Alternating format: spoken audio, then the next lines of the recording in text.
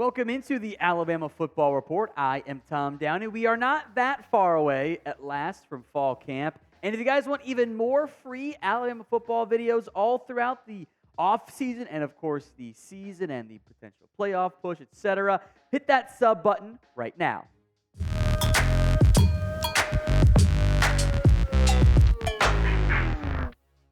Could Tommy Rees potentially head to Northwestern? That is the first story on today's show.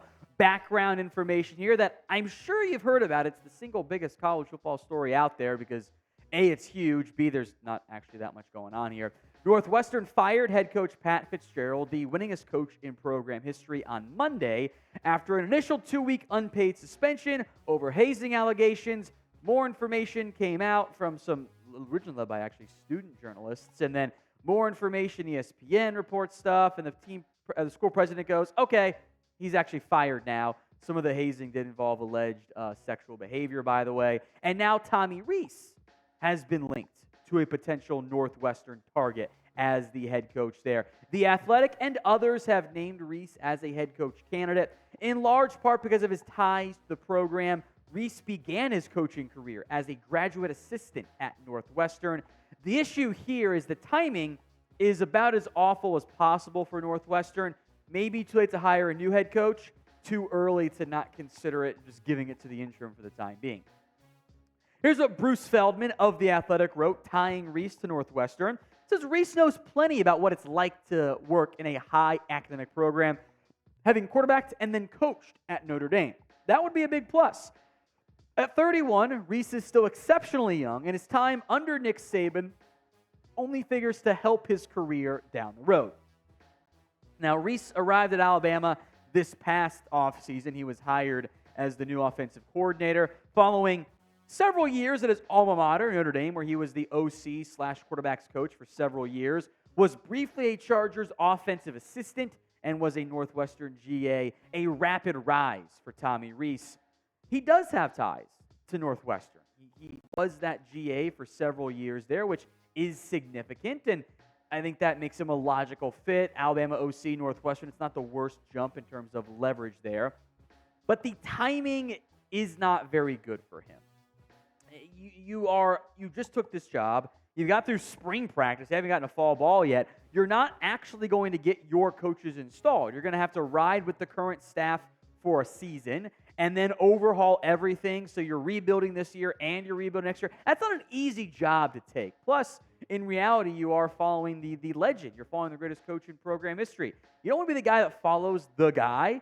You want to be the second guy. The pressures and expectations are a little bit less. So in the end, I'd be surprised if Tommy Rees took the job. Now, maybe we could revisit again next season after the year wraps up. We'll see how the Bama offense looks. But right this second, I would be pretty damn shocked if Rees said, you know what? This is the job for me. Sorry, Alabama. I'm going to leave you high and dry. Goodbye. What do you think, though? Is the percent chance that Tommy Rees takes the Northwestern job? Is it on the low end? Is it like 1%? Or is it a bit higher? It could have even maybe above 25%. That's going to be today's pinned comment. So if the ad comes here on YouTube, take advantage of it. Head down there and let me know. Let's talk recruiting here. Then we're going to do some sleepers on offense. Amari Jefferson, the recruit we've talked about before, 4-star athlete, probably going to play wide receiver, though, has announced his final 3 schools, with Alabama making the cut for that finalist there. Jefferson announced the decision will come on August 5th. Now, you see the Tennessee logo up there. He is committed not as a football recruit to the Volunteers, but as a baseball player. Now, wherever he ends up going, does sound like he wants to play both sports, which makes him infinitely better the athlete than I'll ever be, but I digress. The 3 finalists in the end for Jefferson: the Alabama Crimson Tide, the Georgia Bulldogs, and the Tennessee Volunteers, where he is committed for baseball. If he goes to Bama, he'll probably play Bama baseball too there. So 3 SEC schools for Jefferson. By the way, this is what he told On 3 about his decision, his timing, his commitment, etc. Anything could change, Jefferson said, but I'm pretty set on where I want to go. There's still about a month to go, so there is still time to make that final decision, but me and my parents have had some big talks, and we feel good about things. It just comes down to where we feel is best for me. I am curious if in the, the crystal balls, the on-through recruiting predictors, etc., if the trend starts to go in one direction, if maybe some of that news eventually begins to leak out there. Jefferson's a 4-star recruit. Since our last update on Jefferson, he's gone up over about 70 spots in the recruiting rankings. Number 209 overall, number 16 athlete. He's the number 3 player in the state of Tennessee. This would be a significant get for the Crimson Tide because it's another 4-star probably receiver and continues to flush out. This will be in August, a potentially strong July-August timeframe for recruits for the Crimson Tide.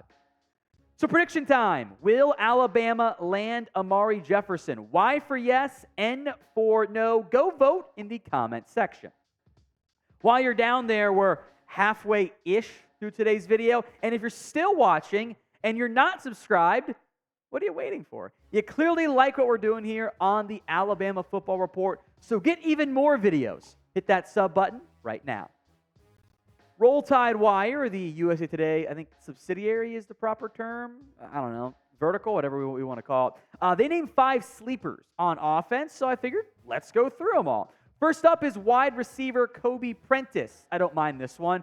So much buzz has been paid to players like Malik Benson, players like the returning guys, Ja'Cory Brooks, Jermaine Burton, etc. But Prentice did play pretty well last season. 31 catches, 337 yards, 2 touchdowns.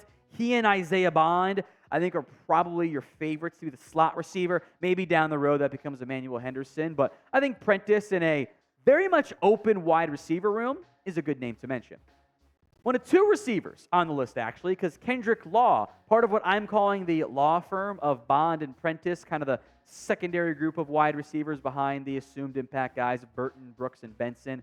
Call those the killer bees. Look at me. I'm coming up with nicknames on the fly here. I'm sure someone else would have thought of it. Law did not play a ton last year as a true freshman. 8 catches, 103 yards, 12.9 yards per catch, flashed the occasional big play. That was as a freshman. He's a sophomore now. Maybe the year 2 breakout could be a possibility for Law.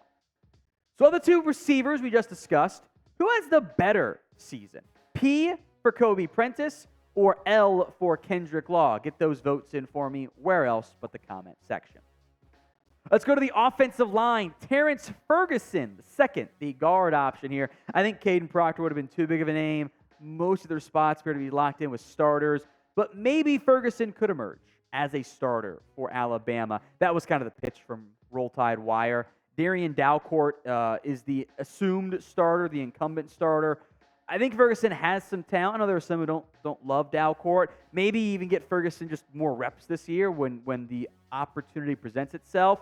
So if you're going to name one offensive lineman, this is probably the really only viable option to pick because everyone else is kind of a true freshman or is a bit more established or might lose their job like Elijah Pritchett.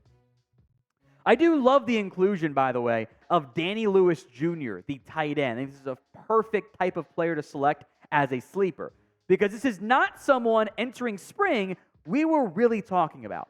Then spring practice arrives. He makes a nice little impact. The spring game comes. He gets to start, quote unquote, in the A-Day game, catches all 4 passes for 30 yards, and impressed.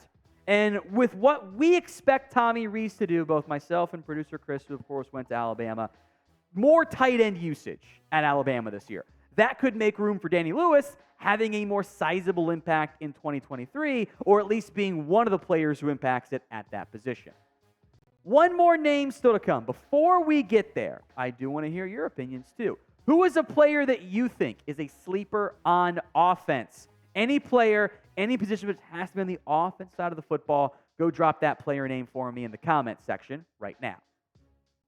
I also love the inclusion of Roydell Williams, the kind of forgotten man in the backfield for Alabama. There has been so much buzz, understandably so, around Justice Haynes, the impact that Jason McClellan should have, that we've all kind of overlooked Roydell Williams.